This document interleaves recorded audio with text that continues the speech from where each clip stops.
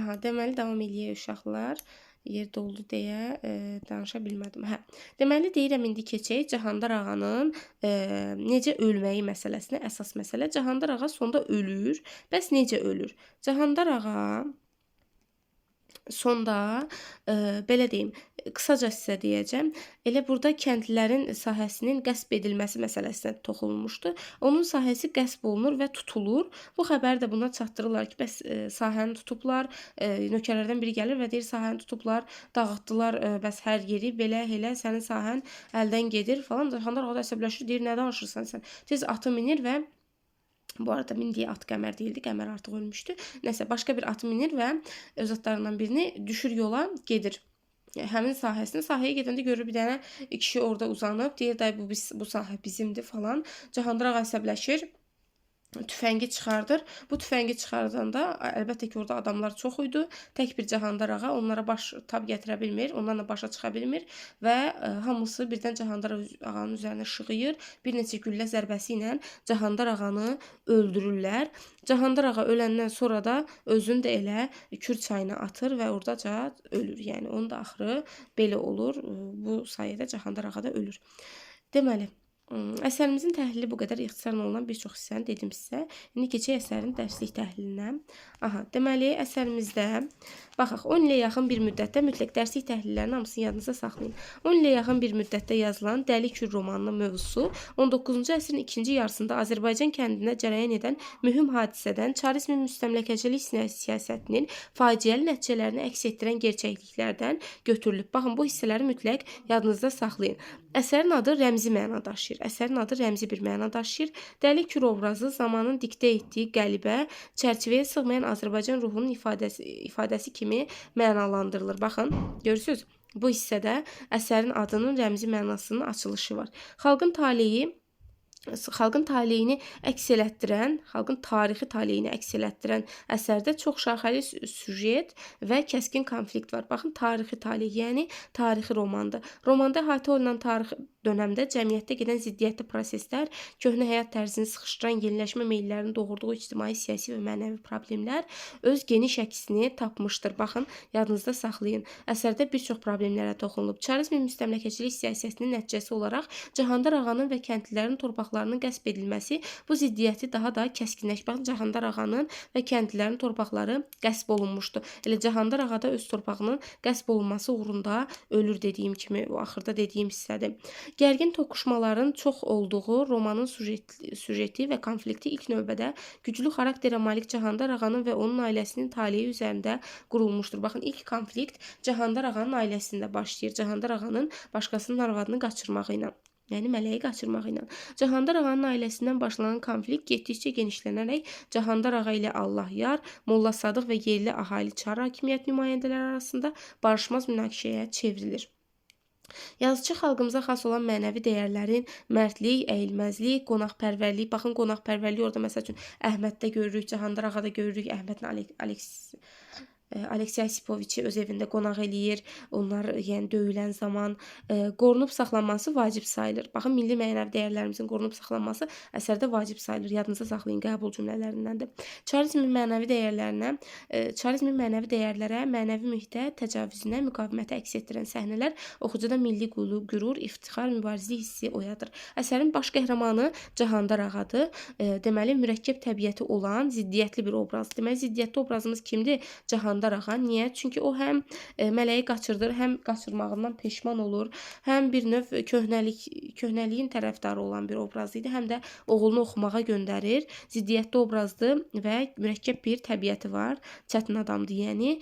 Milli xarakteri dolğun şəkildə təcəssüm etdirən Cahandar ağanın ailəsinin keşməkeşli həyatı və onun qarşılaşdığı maneələr şəxsi mahiyyət daşımır. Baxın, Cahandar ağanın milli xarakteri dolğun şəkildə təcəssüm elətdirən bir obrazdır və Cahandar ağanın ailəsi, yəni ailəsində baş verən problemlər təkcə şəxsi mahiyyət daşımır. Zamanın dövrün hökmü ilə baş verir. Yəni bu sadəcə Cahandır ağa ilə bağlı deyil. Həmçinin zamanı dövrün hökmü ilə baş verən hadisələr idi. Deməli, Cahandır ağa mələyi qaçırmaqla etdiyi səhvi aydın dərk eləyir. Arvadı Zərnigarın küsməsi, oğlu Şamxalın ailədən getməsi onun daxilən çəkdiyi istirabları artırır. Bu arada Şamxalla Cahandır ağa əsərin sonuna qədər barışmırlar. Yəni bu ikisi barışmır. Şamxal ilə küslü qalır atasından. İstər şəxsi düşmənləri, istərsə də Çar hakimiyyətinin nümayəndələri ilə qarşılaşmada Cahandır ağa mərd, igid, güclü xarakterli şəxsiyyət olduğunu sübut eləyir. Çar hakimiyyətinin nümayəndələri ilə də həmçinin Cahandır ağa orada qarşılaşır. O öz evini, ailəsini, torpağını müdafiə etməyə qadirdir. Baxın, ailəsini, evini, torpağını müdafiə etməyə qadirdir. Çernayevski, yəni Aleksey Osipoviç və Əhmədi qara güruhdan qoruyan Cahandır ağa həm də qonaqpərvərdir. Orada cəmaatdan deməli Aleksey Osipoviç bir də Əhmədi qoruyur, həm də qonaqpərvərdir. Onları öz evinə dəvət eləyir, gecəni onlarda qalır. Əhmədgil xalqın adət-ənənəsinə qarşı çıxanları susturmağı bacarır. Lakin onun ağa mülkədar kimi sinfi təbiəti kəndlilərə kasıb kəmiçi ailəsinə münasibətdə özünü büruzə verir. Deməli, Cahandır ağa Deməli, harda qalmışdı? Cahandır ağa qarşılaşdığı maneələri dəf etmək üçün son nəfəsinədək mübarizə aparır. Baxın, mübarizəkar bir obrazdır. Əyilməz olduğunu hər addımda nümayiş elətdirir. Əyilməz bir obrazdır. Zamanın sərt axarının yaratdığı yeni ictimai-siyasi şəraitdə baxın, məhvə məhkum olan Cahandır ağa Dəli Kürün burulğanlı sularında həyata vida eləyir. Dəli Kürdə də gülənəndən sonra özünü Dəli Kürə atıb oradaca da elə ölür. Baxın, ölənlərin nə qədəri Dəli Kürə getdi əsərin adı ilə əlaqəli olaraq. Onun faciəsini şərtləndirən yalnız tarixi hadisələrin gedişi deyil. Baxın, onun faciəsini sadəcə tarixi hadisələrin gedişi deyil, həm də şəxsi həyatdakı mənəvi sarsıntılar ağır nəticələri gətirib çıxardan məqamlardır. Yəni sadəcə tarixən belə yox. Ümumiyyətlə onun şəxsi həyatında da olan problemlər onun faciəsini gətirib çıxardır. Davam eləyək. Romanda müxtəlif dünya görüşlü insanların canlı, bitkin, bədii obrazları yaradılmışdır. Onların hər biri səciyyəvi cizgiləri, fərdi xüsusiyyətləri ilə fərqlənirlər. Qori müəllimlər seminariyası ilə bağlı hadisələr Əhmədin, Çerniyevskinin simasında ziyalıların maarifçilik fəaliyyəti xalqın həyatında yeni səhifələr açılacağından xəbər verir. Baxın, Çerniyevski, yəni Aleksey Osipoviç və Əhməd, həmçinin orada Dmitri Dmitriyeviç, yəni Dmitri Semyonovu da maarifçi bir obraz kimi götürə bilərik. Cahandır ağanın həyatının və onun təmsil etdiyi həyat tərzinin qrupunda Əşrəf yeniliyi təcəssüm etdirən gəncliyin nümayəndəsi kimi diqqəti cəlb edir. Şamxal isə atası ilə arasındakı ziddiyyətli münasibətlərə baxmayaraq Cahandır ağanın milli varlıq uğrunda mübarizəsini davam etdirən obraz kimi yadda qalır. Yadınızda saxlayın. Cahandır ağanın kiçik oğlu ki var idi, Əşrəf, Cahandır ağanın da çox sevdiyi oğlan. Bu əslində Cahandır ağanın özündən çox fərqlənirdi və o yeniliyi təcəssüm elətdirən maarifçi bir obraz idi. Lakin burada hansı ki var idi? Cahandır ağanın böyük oğlu Şamxal, o isə köhnəliyin tərəfdarı, ziddiyyətli elə atası xarakterdə bir obraz idi. Belə əsərdəki kəndli obrazları saf niyyətləri, halal əməyə bağlı olmaları ilə diqqəti cəlb eləyirlər. Ağır güzəran keçirən bu insanlar Cahandır ağanın sahiblik etdiyi kənddə mülkədar kəndli münasibətlərində öz sinfi mövqelərinə uyğun hərəkət etsələr də, qeyrət, namus məsələlərində milli dəyərlərdən çıxış edirlər. Pristav çar məmurlarının tipik nümayəndəsidir. Çarizmin siyasi-iqtisadi mövqedə gücləndikcə, milli mənafeyə təcavüzü artdıqca pristavın da yerli əhaliyə münasibəti dəyişir, davranışır, sərtləşir. Əsərdə Çar hökuməti nümayəndələri, hansı ki bu Cahandır ağanın torpağını alırlar, ilə onların deməli xeyir gözləməyən yerli əhali arasından, onlardan xeyir gözləməyən yerli əhali arasında qarşılıq, inamsızlıq, divan dərənin cəmaatından mövcud həyat tərzinə müdaxiləsi real həyati rövhərlərlə əks elətdirilir. Deməli, düşmənin açıq döyüşdə yox, arxadan vurmaqla qisas almaq istəyən, baxın, Cahandır ağanın düşməni kim idi?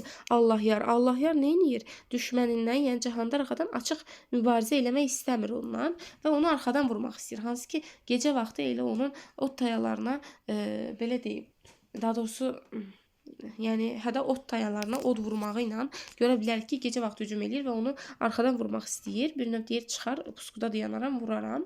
Bu, yəni qabaq-qabağa gəlməkdən qorxur, qorxaq bir obrazdır Allah yar və namərd bir obrazdır. Çünki namərdcəsinə vuruşur, yəni arxadan vurur Cahandar Ağanı. Mənəvi yoxsulluğu oxucuda rəğbət doğurmur. Necə rəğbət doğura bilər mənəvi yoxsul olan bir insan? Salatını öldürməyə cəhd etməsi. Baxın, həmçinin burada yadınıza saxlayın. Allah yar, onu demədim. Allah yar, bu Salatın ki var idi, hansı ki Cahandarın qızı Salatın ki var idi, yəni Şamxalın bacısı. Bax, o Salatını qaçırmaq istəyir, hətta öldürmək istəyir. Yadınıza saxlayın bu hissələri. Cəhd etməsi, qaçırmağa çalışması, Qəmərin yalını, quyruğunu qırxması və onun namərdliyini deməli təsdiq eləyir. Bu hissələr deməli Cahandar Ağanın qızını qaçırmağa, öldürməyə çalışması, Qəmərin yalını, quyruğunu, yəni atının yalını, quyruğunu qırxması onun namərdliyini təsdiq eləyən hadisələrdir. Molla Sadıq obrazı bütün din xadimlərinin təmsilçisi deyil. Yadınıza saxlayın. Bəzən verər ki, Molla Sadıq obrazı din xadimlərinin ümumiləşdirilmiş obrazıdır. Xeyr. Molla Sadıq obrazı din xadimlərinin ümumiləşdirilmiş obrazı deyil. Yəni hamısını təmsil eləmir. O mövhumatın fanatizm müdafiəçisi, yeniliyin təhsilin əleyhdarı, yəni onun yeniliyə təhsilə qarşı çıxan biri kimi o dövrün reallığını, həyat həqiqətini əks elətdirir. Yəni o vaxtlar doğrudan da belə idi. O dövrün reallıqlarını əks elətdirir Molla Sadıq obrazı. Lakin kənd əhalisinə məxsus meşənin Çar hakimiyyəti tərəfindən qəsb edilməsinə etiraz etməsi Molla Sadığın milli həmrəylik hissindən məhrum olmadığını göstərir. Baxın, Molla Sadıq milli həmrəylik hissindən məhrum deyildi. Çünki kənd əhalisinin Çar hakimiyyəti tərəfindən torpağı qəsb olunanda o da səsini qaldırmışdı. Yəni belə eləmək olmaz falan, qarşı çıxmışdı və bu da anlaya bilər ki, milli həmrəylik hissindən məhrum bir obraz deyil. Romanda yüksək bədii keyfiyyətləri ilə diqqəti cəlb eləyir. Roman yüksək bədii keyfiyyətləri ilə diqqəti cəlb eləyir. Əsərdə süjet xətti tədricən inkişaf elətdirilir. Hadisələr əsas qəhrəman Cahandar Ağa ilə əlaqələndirilir. Surətlərin əksəriyyəti öz fərdi keyfiyyətləri, fərqli dünya görüşləri və Cahandar Ağanın xarakterinin açılmasına xidmət eləyir. Baxın, Cahandar Ağanın xarakterinin açılmasına nə kömək eləyir? Surətlərin deməli böyük rolu var Cahandar Ağanın xarakterinin açılmasında. Müəllif surətləri fərdiləşdirmək üçün deməli müxtəlif üsullardan uğurla istifadə etmişdir. Əsərin gərgin konflikti, qəhrəmanların, hadisələrin xarakterinin açılmasına, təbiət lövhələrindən istifadə, tutarlı bədii təsvir ifadə vasitələri onu oxunaqlı edən mühüm məziyyətlərdəndir. Baxın, təbiət lövhələrindən, yəni peyzajdan da əsərdə elə ən əsərin əvvəlində də görürük ki, istifadə olunub. Yaz fəslinin təsviri var idi. Yaz fəslində təbiətin təsviri var idi. Müəllif bir kəndin timsalında dövrün Azərbaycan gerçəkliyi qarşısında qoyduğu hansı yolla getməli sualının yaratdığı ziddiyyətlərin, problemlərin həlli yollarını aydınlaşdırmağa səy etmişdir. Baxın, müəllif, yadınıza saxlayın bu cümləni, bir kəndin timsalında həmin dövrün, baxın, dövrün Azərbaycan gerçəkliyi qarşısına qoyduğu hansı yolla getməli sualının yaratdığı ziddiyyətlərin, problemlərin həlli yolunu aydınlaşdırmağa səy göstərib. Yadınıza saxlayın. Deməli, ziddiyyətlərin verdiyi problemlərin həlli yollarını da göstərir. Deməli, müstəmləkə şəraitində milli varlıq uğrunda mübarizəyə diqqəti çəkən, bunun təsvirini geniş yer verən müəllifin niyyətini anlamaq, əsərin ideyasını başa düşmək üçün mənbələr üzrə araşdırmanın aparılması vacibdir. Nəsə. Bu da belə. Bizim əsərimiz. Baxaq görək sualları nə var idi. Baxın, ideya istəyir. Əsərimizin ideyası hansı ki, demişdik zaten ən əvvəldə. Romanın hansı bədii keyfiyyətlərə malikdir? Gözəl tarixi romandır. Bədii təsvir ifadə vasitələrindən bolca istifadə olunub və ailə məişət mövzularına da yer verilib. Əsərdə digər obrazlar hansı cəhətlərlə diqqət cəlb eləyirlər? Yəni onlar zaten dedik, bunlar dediyimiz şeylərdir. Görək. Cahandar Ağa obrazını səciyyələndirən başlıca xüsusiyyətlər hansılardır? Mərd obrazdır. Məsəl üçün, belə deyim, düşmənlərinə qarşı mərdliklə dayanır, tədbirli obrazdır. Sonra deyə bilərik ki, bir növ öz səhvindən dərs çıxaran obrazdır. Cahandar Ağanın xüsusiyyətləri və s. Romanda hansı problemlər, konflikt, milli mənəvi dəyərlərə öz əksini tapıb? Onu da görürük ki, romanda daha çox dövrün problemlərindən danışılır. Hansı ki, orada çarizm müstəmləkəçilik siyasəti, sonra kəndlilərin torpaqlarının qəsb edilməsi, torpaqların qəsb olunması kimi mövzulara toxunulub. Sonra başqa nə qaldı görək? Əsərin içində suallardan falan bir şey qalmadı. Bu da bizim əsərimiz. Dəli kür əsərimiz.